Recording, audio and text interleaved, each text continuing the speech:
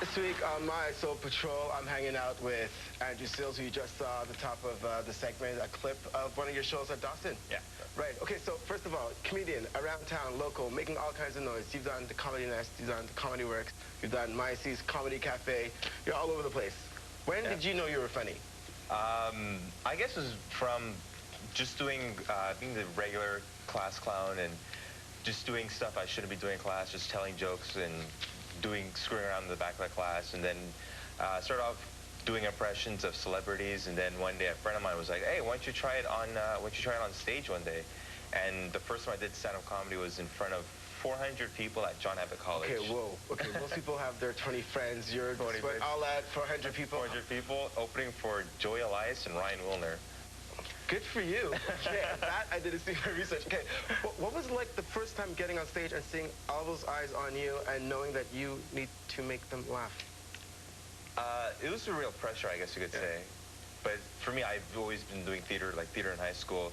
So seeing 400 people, it doesn't really bother me. It could be 20 people, it could be 400 people. It doesn't affect me. As long as I go out and I do what I have to do, then that's it. Well, good. Well, now, lately, you've been making a name for yourself. Are you getting recognized now? Like, has life kind of changed now that you're a performer, a local comedian, a Montreal comedian? Life's getting a bit more hectic, especially this year alone. I've done over 40 shows just since the beginning of the year. And right now, like, after doing comedy for like 3.5 years, 122 shows so far. This year alone, it's just been like, every week almost, it's just been, okay, have a show at the Comedy Nest, have a show at the Comedy Works, and at this event, and that school, and so. Okay. Now, you mentioned school. Now, one of the things that's interesting with you is that you do a lot of teen shows as opposed to the regular circuit. Do you find those more difficult with the, I guess, I'm assuming you have a filter when you're talking to the teens? So, when the Comedy Nest has a teen night that's organized by Ernie Butler, and a couple of times he asked me to be a part of the teen show. So when you have to go on stage in front of 13 or 17-year-olds, you have to, just certain words you can't say, you can't swear, no sexual content, no drug references.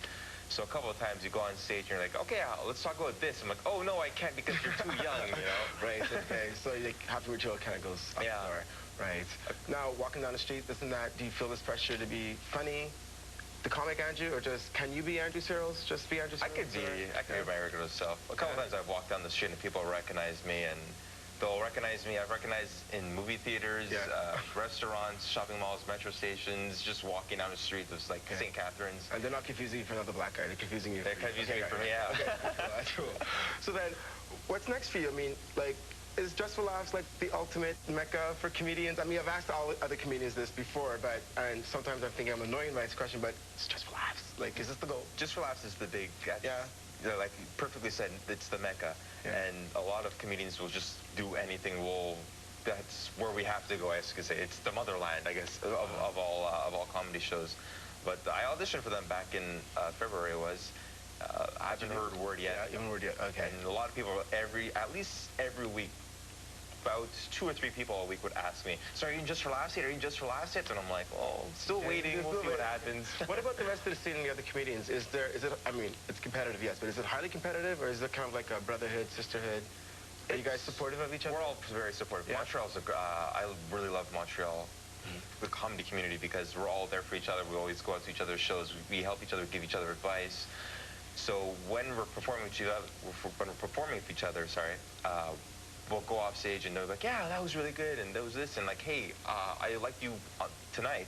How about you do a show for me next week? And so we're always pitching out for each other and giving each other shows. Now, going in a different vein, what about the parental units? Are they supportive of your career choice? Because you're not mentioning doctor, lawyer, nurse, or any of those traditional professions that we're supposed to be pushed into. But yeah. My parents have been not really supportive, but they haven't really been against the whole comedy thing. Like, they know I'm doing a lot of shows now, and a couple of times I've used my mom in a couple of jokes. And actually, one time I made fun of my mom. I said that my mom smokes marijuana. Well, I don't know if she did, but but Did it get back to her? yeah, she came back. I got home from the show and she's like, why you with this with foolishness, huh?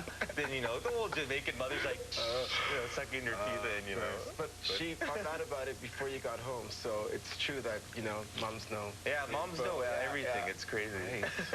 But do they come to your shows? Have they been to any of the shows? Yeah, my mom's come to I think 1 or 2 shows. My dad's come to a couple more shows, and they will congratulate me.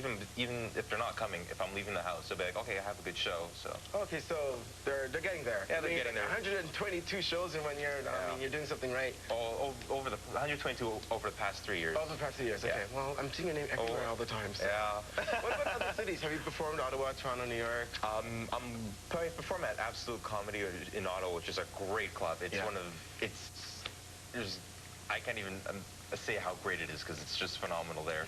I'm doing the Nubian show in Toronto at the end of June. Doing a couple more shows in Toronto. So hopefully, how can you find out about your shows? My shows. I don't have an official website, but I have a website on MySpace actually, which is myspace.com/AndrewComic, comic with a K, so it's ANDREW, KOMIC. Okay. So you could check there, and I usually post all my shows there, so if they could... Right on. Well, 30 seconds left. My last question to you is, who makes you laugh? Who makes me laugh? Dave Chappelle, Eddie Murphy, Bill Cosby. There's a lot of great comedians out there that I just see, and I'm like, wow, that's amazing. Listen, you know what? Continued success. Much luck to you.